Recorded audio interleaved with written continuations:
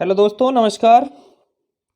Way of maths channel में आपका फिर से स्वागत है। और आज अपने अध्ययन करेंगे आयत के बारे में, रेक्टेंगल के बारे में आज अपन अध्ययन करेंगे। देखो, मैं आपको आयत के बारे में बिल्कुल जीरो से, जहां से शुरुआत है वहां से समझाऊंगा। ठीक है, देखेंगे। ये आपको बता दूं, 4 रेखाखंडों से घिरी हुई बंद आकृति। पहले मैं आपको बता दूं रेखाखंड क्या, आयत क्या है। आयत क्या है इसके बारे में बता देता हूं। आयत का ए से जेड तक के जो सारे इससे संबंधित सारे क्वेश्चन है उनको मैं हल करवाऊंगा, पूरे कंप्लीट हल करवाऊंगा। वीडियो को लास्ट तक देखेंगे। थोड़ा वीडियो बड़ा जरूर हो सकता है, लेकिन आपको रामबाण हासिल होगा। आयत 4 रेखाखंडों से घिरी हुई बंद आकृति को आयत कहते हैं। आयत कहते हैं, ये नहीं कह सकते। 4 रेखाखंडों से घिरी हुई बंद आकृति। कैसी बंद आकृति? जिसकी आमने सामने की भुजा समान हो। आमने सामने की भुजा समान हो। देखो, मैं यहां इसकी विशेषता लिख देता हूं। आमने सामने की भुजा समान हो, आयत किसे कहेंगे? आमने सामने की भुजा समान हो। आमने सामने की भुजा समान हो। दूसरा, भुजा समान। प्रत्येक कोण समकोण होगा। अब मैं ये भी बता दूं, समकोण किसे कहेंगे? समकोण कहेंगे 90 डिग्री के कोण को। प्रत्येक कोण 90 डिग्री का होगा। और ऐसी आकृति, 4 रेखाखंडों से घिरी हुई ऐसी बंद आकृति जिसका प्रत्येक कोण समकोण होगा और आमने सामने की भुजा समान होगी, आयत कहलाएगा। आयत एक ऐसी आकृति है, आयत एक ऐसी आकृति है जिसके आमने सामने की भुजा समान होती है। 4 रेखाखंडों से घिरी हुई ऐसी बंद आकृति जिसकी आमने सामने की भुजा समान होगी और प्रत्येक कोण 90 डिग्री का होगा, आयत कहलाएगा। दूसरी विशेषता बता दूं, ये भुजा और ये भुजा इसकी समान है। देखो, एक होता है विकर्ण। एक क्या होता है इसमें? विकर्ण। आमने सामने के कोणों को मिलाने वाली रेखा क्या कहलाएगी? विकर्ण कहलाएगी। आमने सामने के कोणों को मिलाने वाली रेखा क्या कहलाएगी? विकर्ण कहलाएगी। एक विकर्ण ये होता है, आयत की शुरुआत है। ठीक है। तीसरा नंबर है विकर्ण। इसमें विकर्ण 2 होंगे। विकर्ण समान लंबाई के होंगे। विकर्ण क्या होंगे? समान लंबाई के होंगे। आयत के विकर्ण समान लंबाई के होंगे। जो आकृति आयत है, आयत के विकर्ण समान होंगे। 2 विकर्ण होंगे जो समान होंगे। दूसरा, समान समद्विभाजित करेंगे। विकर्ण क्या करेंगे? समद्विभाजित करेंगे। आयत के विकर्ण क्या करेंगे? समद्विभाजित। समान 2 भागों में बांटेंगे एक दूसरे को। आयत के जो विकर्ण है वो समद्विभाजित होंगे।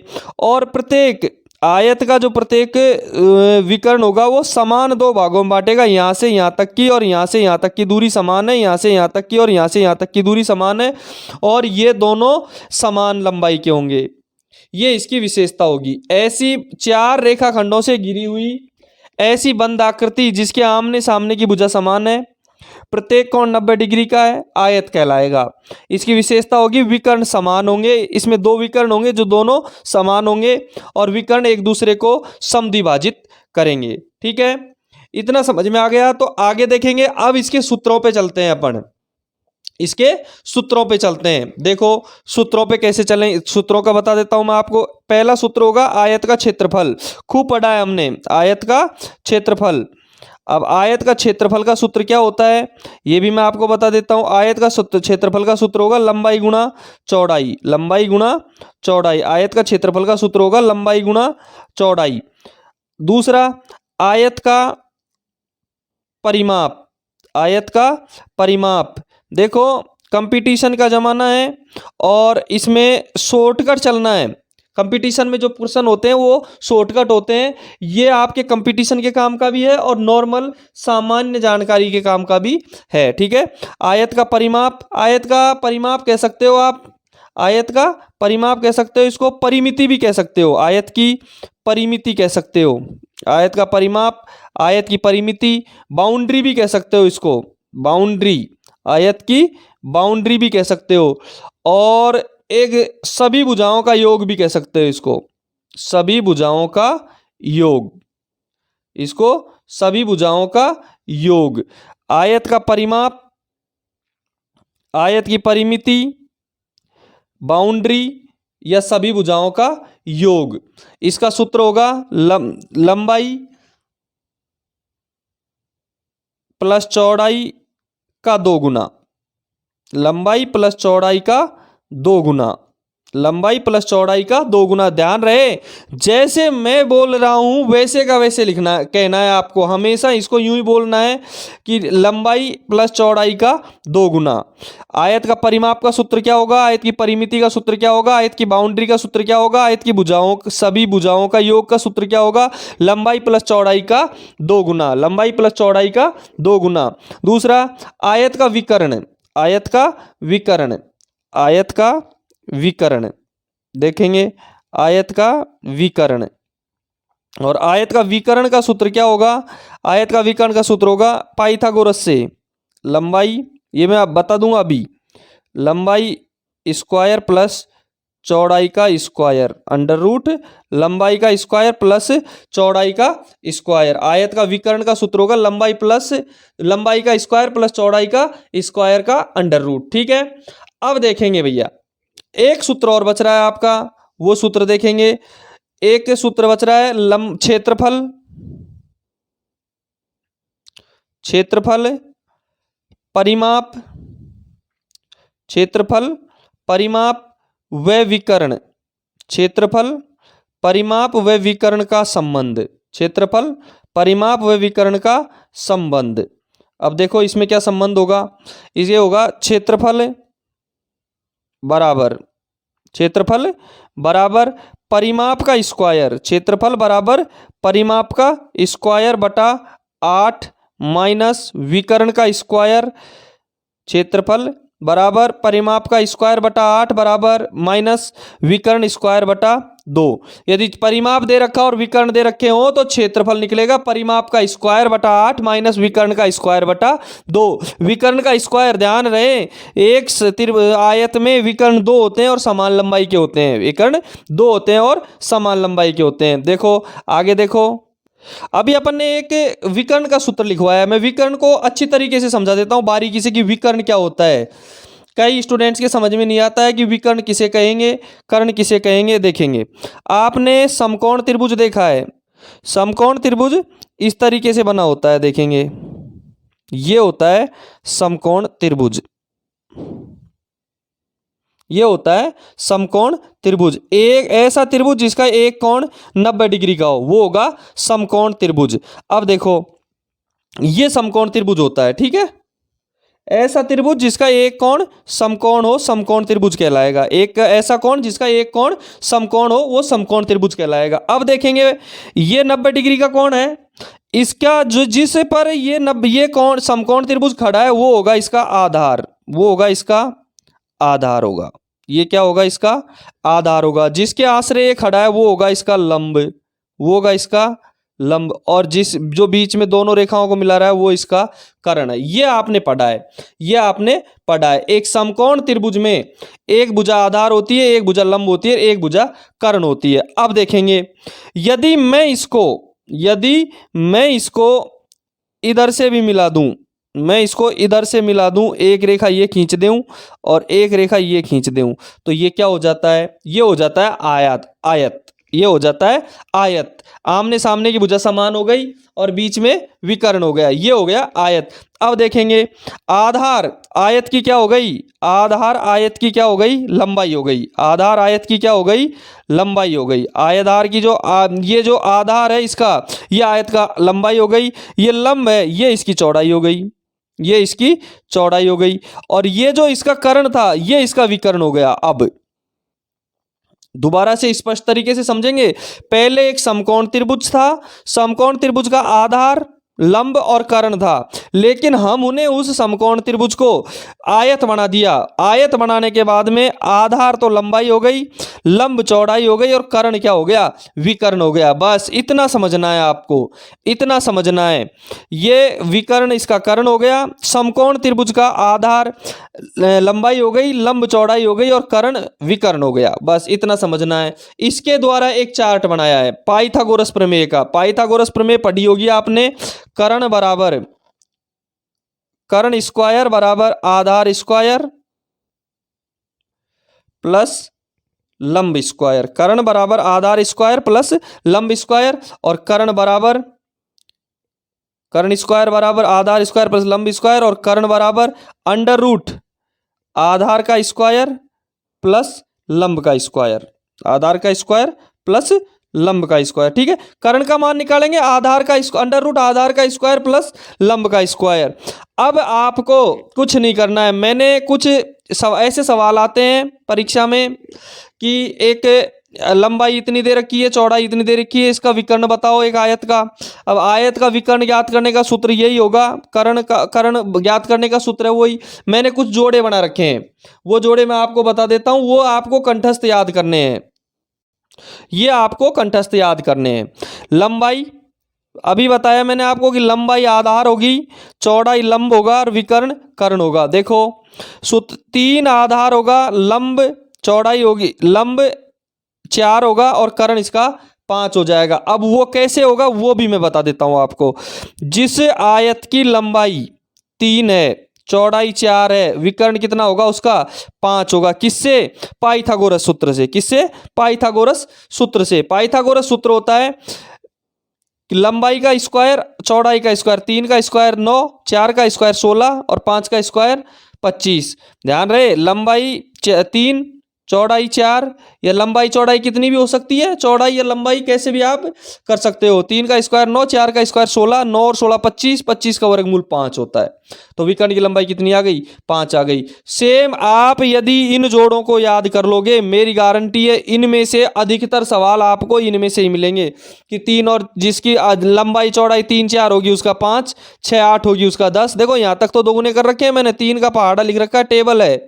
4 8 12, 5 10 15, 3 और 4 का कर्ण 5, 6 का और 8 का कर्ण 10, और 9 का और 12 का कर्ण 15, 12 और 16 का 20, 5 और 12 का 13, 10 और 24 का 26, 8 और 15 का 17, 7 और 24 का 25, 20 और 21 का 29। यदि आपको ये याद है तो आप आसानी से बहुत सरल तरीके से सवाल को हल कर सकते हैं। आसानी से और बहुत सरल तरीके से सवाल को हल कर सकते हैं। अब देखेंगे आयत से संबंधित कुछ क्वेश्चन देखेंगे। ठीक है, इस चित्र में मैं आपको बता दूं, जैसे आधार दे रखा है और लंब दे रखा है, तो हमको कर्ण ज्ञात करना होता है, तो ये सूत्र लगाते हैं। लेकिन अब आयत में आधार का तो नाम ही हटा दीजिए।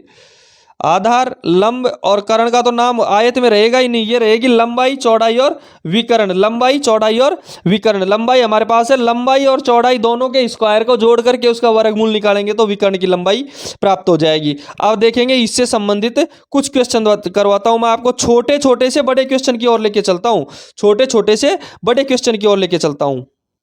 मैं पहले आपको एक चीज क्लियर करवा दूं। आपको एक सूत्र लिखवाया था मैंने इसमें कि परिमाप का, आयत का परिमाप, और परिमाप का सूत्र होता है लंबाई प्लस चौड़ाई का 2 गुना। लंबाई प्लस चौड़ाई का 2 गुना। लंबाई प्लस चौड़ाई का 2 गुना। ध्यान रहे, परिमाप मतलब दे रखा हो। क्या दे रखा हो? इसका मतलब होता है परिमाप। इसका मतलब होता है परिमाप। लंबाई प्लस चौड़ाई का 2 गुना बराबर परिमाप। तो लंबाई प्लस चौड़ाई का मान कितना होगा? 2 इधर चला जाएगा, 2 इधर चला जाएगा। लंबाई प्लस चौड़ाई 2 उधर चला जाएगा, परिमाप बटा 2। यानी कि जिस सवाल में आपको परिमाप दे रखा है, जिस सवाल में आपको परिमाप दे रखा है, उसमें यदि 2 का भाग दे देंगे तो क्या आ जाएगा? लंबाई और चौड़ाई का योग आ जाएगा। लंबाई प्लस चौड़ाई आ जाएगी। जिस सवाल में आपको परिमाप दे रखा है उसमें 2 का भाग देने पर क्या आ जाएगी? लंबाई प्लस चौड़ाई आ जाएगी। लंबाई प्लस चौड़ाई आ जाएगी। देखेंगे पहला सवाल। ये सवाल देखेंगे, एक आयत की लंबाई चौड़ाई से 9 मीटर अधिक है। देखो ऐसे मैं आपको 0 से शुरू करवा रहा हूं सवाल को। अपने वीडियो को लाइक और शेयर करना। अभी तक आपने यदि चैनल सब्सक्राइब नहीं किया है तो चैनल जरूर सब्सक्राइब करना, ठीक है। एक आयत की लंबाई चौड़ाई से 9 मीटर अधिक है तथा परिमाप 118 मीटर है, तो क्षेत्रफल ज्ञात करना है। कुछ भी नहीं करना है, बहुत सरल सवाल है। आयत का परिमाप दे रखा है, आयत का परिमाप दे रखा है, परिमाप बराबर 118 मीटर। आयत का परिमाप दे रखा है 118 मीटर, 118 मीटर दे रखा है। तो मैंने अभी बताया था आपको परिमाप बराबर 118 मीटर, यानी कि लंबाई प्लस चौड़ाई का 2 गुना कितना है 118। लंबाई प्लस चौड़ाई का 2 गुना कितना है 118। और लंबाई प्लस चौड़ाई कितनी हो जाएगी, यदि परिमाप में 2 का भाग दे दिया जाएगा तो क्या आ जाएगी, लंबाई और चौड़ाई की योग आ जाएगा। परिमाप में 2 का भाग दे देंगे तो क्या आ जाएगा, लंबाई प्लस चौड़ाई। देखो इस सेक्शन को, इस लाइन को आप कंपटीशन के युग में लिखने की जरूरत ही नहीं है, इस लाइन को लिखने की जरूरत ही नहीं है। परिमाप बराबर 118 मीटर, तो आपको दूसरी लाइन में सीधा लिख देना है लंबाई प्लस चौड़ाई बराबर 57 मीटर। कितना हो जाएगा, 5 दूनी के 59 मीटर हो जाएगा। कितना हो जाएगा, 59 लिखना है, 59 लिख देना है। परिमाप 118 मीटर है तो लंबाई प्लस चौड़ाई कितनी हो गई, 59 हो गई। अब देखेंगे लंबाई चौड़ाई से 9 मीटर अधिक है, लंबाई चौड़ाई से 9 मीटर अधिक है। आपको 59 दे रखा है, लंबाई और चौड़ाई दोनों का योग। देखो मैं आपको एक चीज क्लियर करवा दूं, ये सेंटीमीटर में, आप इनको पैसे मानो, आप 59 को रुपए मानो, रुपए मान करके सवाल करो। क्योंकि वैसे रुपया आज के ज़माने में सबको ज़रूरत रहती है, रुपए का हिसाब सबसे पहले लगा सकते हैं हम, रुपए का हिसाब सबसे पहले लगाएंगे। तो 59 को आप रुपए मान करके सवाल कॉल करो। 59 क्या है, रुपए हैं। लंबाई चौड़ाई से 9 मीटर अधिक है, लंबाई चौड़ाई से, लंबाई है जो चौड़ाई से कितनी अधिक है, 9 मीटर अधिक है। देखो लंबाई है वो चौड़ाई से 9 अधिक है, तो 59 में से 9 तो पहले लंबाई को पहले ही दे दो, 9 लंबाई को पहले ही दे दो इसमें से 59 में से, ठीक है। बच गया कितना, 50, 59 माइनस 9 बराबर 50। अब 50 में से 25 25 दोनों को बांट दो, 25 लंबाई को दे दो और 25 चौड़ाई को दे दो। लंबाई कितनी हो जाएगी, 25 और 9 34, और चौड़ाई कितनी हो जाएगी 25। लंबाई 34 और चौड़ाई 25। कैसे हल किया, लंबाई चौड़ाई से 9 अधिक है तो लंबाई चौड़ाई से 9 अधिक है, जितना उसको अधिक है वो तो आप पहले ही दे दो, उसको 9 पहले दे दिए, रहे 50, 50 में से 25 25 दोनों को बांट दो, 25 लंबाई को और 25 चौड़ाई को। तो लंबाई हो गई 34 और चौड़ाई हो गई 25। ज्ञात करना है हमको क्षेत्रफल, और क्षेत्रफल ज्ञात करने के लिए क्षेत्रफल का सूत्र क्या होता है, क्षेत्रफल का सूत्र लंबाई प्लस चौड़ाई। क्षेत्रफल का सूत्र होगा लंबाई गुणा चौड़ाई, क्षेत्रफल का सूत्र लंबाई गुणा चौड़ाई। 34 गुणा 50, 34 गुणा 25, 34 गुणा 25, 25 चौके 100, हासिल की 10, 25 75 10 85, 850 मीटर में मीटर स्क्वायर। लंबाई और चौड़ाई को गुणा कर दिया, आयत का क्षेत्रफल प्राप्त हो गया, और आयत का क्षेत्रफल प्राप्त होने के बाद में कितना आ गया, 850 वर्ग मीटर। ये सवाल था, आयत की लंबाई चौड़ाई से 9 मीटर अधिक है, आयत की लंबाई चौड़ाई से 9 मीटर। यह सवाल यूं भी हो सकता है कि आयत की चौड़ाई लंबाई से 9 मीटर कम है, आयत की चौड़ाई लंबाई से 9 मीटर कम है, इसका परिमाप 118 है, तो इसका क्षेत्रफल ज्ञात करो। देखो ऐसा ही मैं एक दूसरा सवाल हल करवा देता हूं आपको कि लंबाई, इसी में देख लेते हैं, चौड़ाई, आयत की चौड़ाई लंबाई से, आयत की चौड़ाई लंबाई से 7 मीटर कम है, लंबाई चौड़ाई से 7 मीटर कम है, ठीक है। और परिमाप उसका दे रखा है 114 मीटर, 114 मीटर दे रखा है। ये सवाल हल करवा देता हूं मैं आपको। चौड़ाई लंबाई से 7 मीटर कम है, उसमें लंबाई चौड़ाई से 9 मीटर ज्यादा थी, लेकिन इसमें चौड़ाई लंबाई से 7 मीटर कम है। अब चौड़ाई लंबाई से 7 मीटर कम है, परिमाप 114 मीटर दे रखा है। देखो परिमाप 114 मीटर, मैंने आपको एक लाइन लिखने के लिए मना कर दिया था कि 2 लंबाई चौड़ाई का 2 गुना बराबर 118 लिखना ही नहीं है, आपको सीधा सट लिखना है चौड़ाई लंबाई से 7 मीटर कम है और परिमाप दे रखा है, तो आपको सीधा सट लिखना है लंबाई प्लस चौड़ाई कितनी होगी, लंबाई प्लस चौड़ाई होगी 114 में 2 का भाग दे देंगे, 114 में 2 का भाग दे देंगे, 5 दूने का 10 और 7 दूने के 14, 57 मीटर। चौड़ाई लंबाई से 7 मीटर कम है, लंबाई और चौड़ाई का योग 57 मीटर है। बॉस बिल्कुल तरीका सीधा बता रहा हूं। ज्यादा कौन है, लंबाई ज्यादा है, कितनी ज्यादा है, 7 ज्यादा है, तो लंबाई को पहले ही 7 दे दो। आप रुपए का हिसाब लगा के चलो, लंबाई को 7 रुपए पहले ही दे दिए, यानी कि लंबाई को चौड़ाई से 7 रुपए ज्यादा देने हैं, तो 57 में से 7 पहले लंबाई को दे दो, बच गए 50 माइनस 7 बराबर 50 बच गए। 50 में से 25 25 दोनों को बांट दो, इसके हो जाएंगे 34 32 और इसके हो जाएंगे 25, और इसका क्षेत्रफल क्या हो जाएगा, लंबाई गुना चौड़ाई, 32 गुना 25, 32 गुना 25, 25 दूना 50, हासिल की 5, 25 75 और 5 80, 800 वर्ग मीटर, 800 वर्ग मीटर इसका हल हो जाएगा 800 वर्ग मीटर। ठीक है, इस तरीके के सवाल आगे मैं इससे थोड़ा सा हार्डली डीपली सवाल समझाऊंगा। देखो ये वीडियो ज़्यादा काफ़ी बड़ा हो गया, आप इसको पूरा देखना, स्किप मत करना, बस ये बेस है, आयत का बेस है, और आगे मैं इसके सारे आयत से संबंधित सवाल अगले वीडियो में हल करवाऊंगा। जब तक के लिए धन्यवाद। वीडियो को लाइक और शेयर जरूर करना अपने दोस्तों को, और कोई प्रॉब्लम हो तो कमेंट बॉक्स में जरूर कमेंट करना, और अपने चैनल को अभी तक सब्सक्राइब नहीं किया है तो दोस्तों जरूर सब्सक्राइब करना। धन्यवाद।